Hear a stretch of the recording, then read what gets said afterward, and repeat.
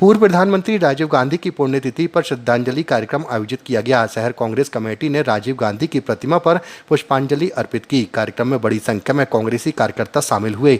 इस दौरान कांग्रेस के वरिष्ठ नेताओं ने उनके योगदान को याद करते हुए कहा कि उनकी सजगता और सरलता अनुकरणीय थी। उन्होंने सर्वहारा वर्ग के कल्याण और बेरोजगारी दूर करने के लिए महत्वपूर्ण कदम उठाए। इस मौके पर बड़ी संख्या में कांग्रेसी कार्यकर्ता सहित पदाधिकारी उपस्थित रहे और सभी ने पूर्व प्रधानमंत्री राजीव गांधी को श्रद्धांजलि अर्पित की और उनके द्वारा किए गए राष्ट्रहित के कार्यों को याद किया।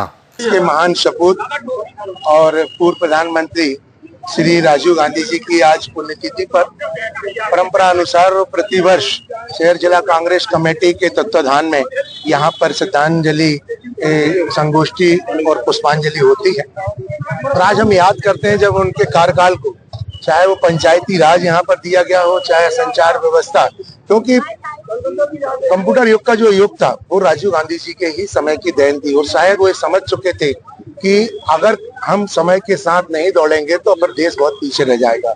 और याद होगा आपको, उस समय बहुत से विपक्षी नेताओं ने कंप्यूटर युग का बहुत बड़ा विरोध किया था और ये कहा था कि राजीव गांधी जी जो है हर हाथों से काम छीनना चाहते हैं।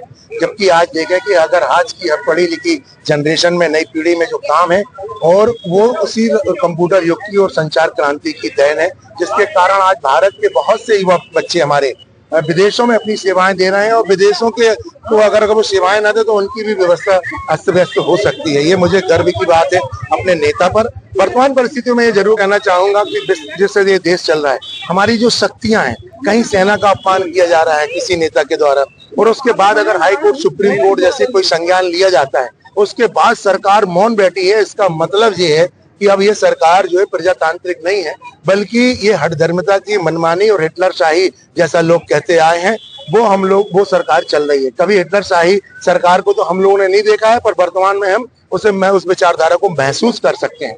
अगर ऐसी स्थितियां रही तो ये देश गलत रास्ते पर जा रहा है, अराजकता की ओर जा रहा है। मेरा आपके माध्यम से सारे देशवासियों से आग्रह है कि आइए और ऐसी परिस्थितियों में मुखर होकर अपनी बात को कीजिए और देश को बचाने की कोशिश कीजिए, विचारधारा से लड़ने की कोशिश कीजिए।